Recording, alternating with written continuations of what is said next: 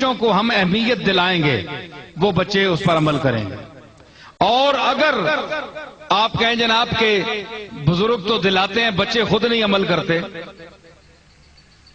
یہ بھی ہوتا ہے، لیکن کم از کم پھر لوگ تو ہونا سامنے گواہ ہوتے ہیں کہ جناب ان کے والد نے یہ کہا تھا، آج یہ خود عمل نہیں کر رہے. ایسا ثبوت بھی کوئی نہیں ہے جی. اور پھر دیکھیں نا، جناب حسین جیسی شخصیت موجود ہو، انصاف یار کرو. حسین کا میں تو کچھ لگتا ہوں اس یعنی اجتماع میں حسین کے خاندان کے کچھ لوگ بھی بیٹھے ہوں گے. ہمارا تو ویسے بھی حق بنتا ہے کہ ہم کیوں نہ تعریف کریں، ہمارا باپ دادا ہے. جس کا جو باپ دادا ہوتا ہے وہ اس کی تعریف کرتا ہے.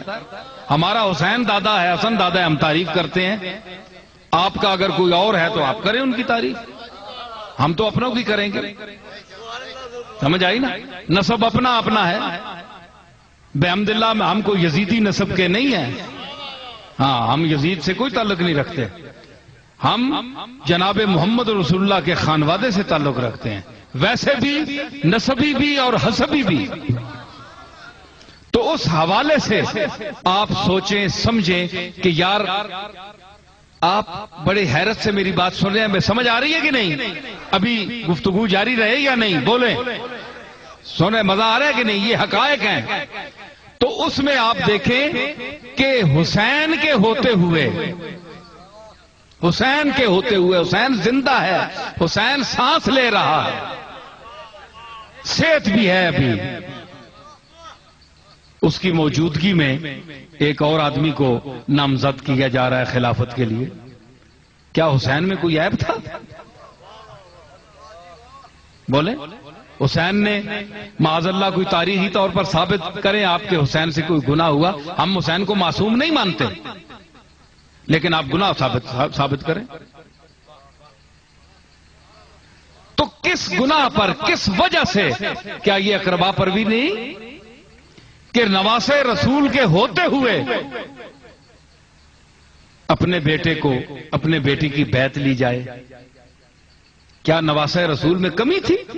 کیا نواسے رسول جو ہے وہ یزید سے کم تھا؟ اس کا کیا جواب ہے؟ میں اس لیے نہیں کہہ رہا ہوں کہ میں حسین کے اولاد سے ہوں، اولاد کا اس کا خون ہوں، اس کی ضروریت کا ہوں. یہاں رسول اللہ کی امت بیٹھی ہے اور میری آواز امت جہاں تک پہنچے گی، میں کوئی کسی کی وہ جانبداری نہیں کر رہا ہوں. میں بات کر رہا ہوں اس ذات کی کہ وہ ذات، وہ حسین جو زلف رسول سے کھیلتا ہو،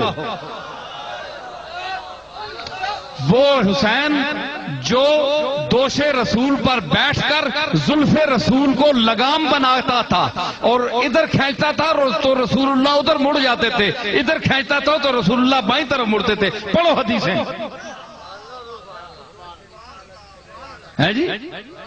تو یہ وہ حسین ہے، اور وہ حسین کہ جس کے لیے کہا کہ انا حسین منی و انا من الحسین، حسین مجھ سے ہے اور میں حسین سے ہوں. اور سیدہ شباب اہل الجنہ، اور اتنا مقام حسین کا کہ حسن حسین دونوں بھاگتے ہوئے بچے تھے نا، بچے آتے ہیں 3 4 سال 5 سال کے. تو وہ ذات، رسول اللہ کی ذات صرف خطیب نہیں تھی، حضور کی ذات خطیب منبر کائنات تھی. پوری کائنات آپ کی مخاطب تھی. آپ منبر کائنات کے خطیب تھے، آخری رسول تھے. آخری رسول اب یہاں بول رہا ہوں میں، مجھ جیسا ناقص آدمی، حقیر آدمی، کم علم آدمی بول رہا ہے. تو اب بھی کوئی ایسی حرکت ہو جائے تو میں اپنے خطاب کو نہیں چھوڑوں گا، کیونکہ میرے خطاب کی توہین ہے.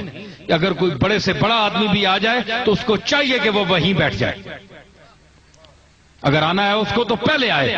آپ کو یاد ہوگا کہ فاروق اعظم تشریف لائے، حضور خطبہ دے رہے تھے ممبر کے پر. پڑھیں حدیثیں، منبر پر خطبہ دے رہے تھے تو فاروق اعظم کا جلال اور رعب اتنا تھا کہ لوگ ڈرتے تھے. تو فاروق اعظم جب دروازے سے داخل ہوئے تو حرم بھری ہوئی تھی دور تک. تو حضرت حضور خطبہ دے رہے تو آپ نے سوچا کہ اب اس کی ہیبت سے لوگ جگہ چھوڑیں گے تو یہاں پہنچنے تک جو میں گفتگو کر رہا ہوں اس میں خلل پڑے گا. آپ نے فرمایا مکانک، اپنی جگہ بیٹھ، وہیں بیٹھ. فاروق اعظم جوتوں میں بیٹھ گئے کیونکہ رسول اللہ خطاب فرما رہے ہیں. فاروق اعظم کو جوتوں میں بیٹھنا پڑا. لیکن جب حسن حسین کا موقع آیا، اب آپ کہیں نا کہ رسول اللہ ان کے ساتھ کیوں محبت کرتے تھے، ایسا سلوک رسول اللہ نے کیوں کیا ان سے؟ بھائی ان کے نواسے تھے، ان کا خون تھا. تم اپنی اولاد سے پیار کرتے ہو، تم پر کسی نے اعتراض کیا؟ تم کسی کی بات مانتے ہو؟ تو رسول اللہ کو تم سمجھاتے، آپ کے دور میں ہوتے تو رسول اللہ کو تم سمجھاتے کہ ایسا عمل کیوں کر رہے ہیں؟ آپ اللہ کے نبی ہیں تو آپ کا مقام وہ ہے کہ ہے سرکار دا او ہک بوہا حق دی جتھے ہر ویلے ہوہا. آپ دا ہر ایک قول زبانوں ان ہوا الا وحی یوہا. اس مقام پر فائز کہ وما ینطق عن الہوا ان ہوا الا وحی یوہا کے مقام پر فائز نبی اللہ کی باتیں کر رہا ہے، ڈائریکٹ اللہ سے رابطہ ہے، گویا اللہ زبان محمد پر بول رہا ہے. محمد کی زبان تیری میری زبان نہیں ہے، محمد کی وہ زبان حق ترجمان ہے کہ جو بول رہی ہو تو پتہ چلتا ہے کہ اللہ بول رہا ہے محمد کی زبان پر.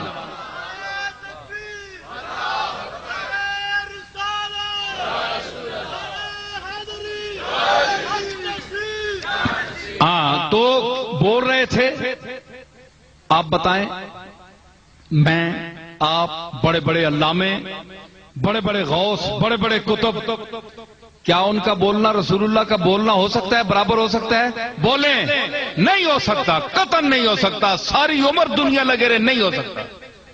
ایک ایک جملہ، ایک ایک ادا، ایک ایک انداز نگاہ سرکار کی اپنی شان تھی. ہے جی؟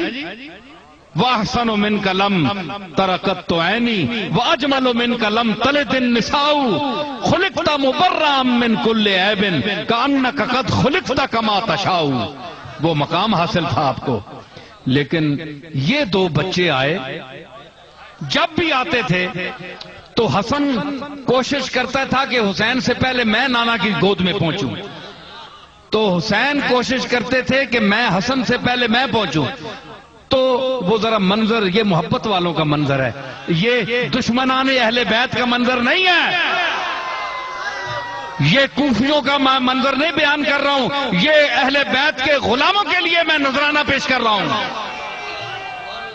یہ یزید پلیت کے متبعین کے لیے میں نذرانہ نہیں پیش کر رہا، یہ میں کوفیوں اور شامیوں کے لیے نہیں کہہ رہا، میں دشمنان اہل بیت کے لیے نہیں کہہ رہا ہوں، جس کے لیے احمد رضا نے فرمایا تھا کہ لعنت اللہ علیکم دشمنان اہل بیت، کہ اہل بیت کے دشمنوں تم پر اللہ کی لعنت ہو.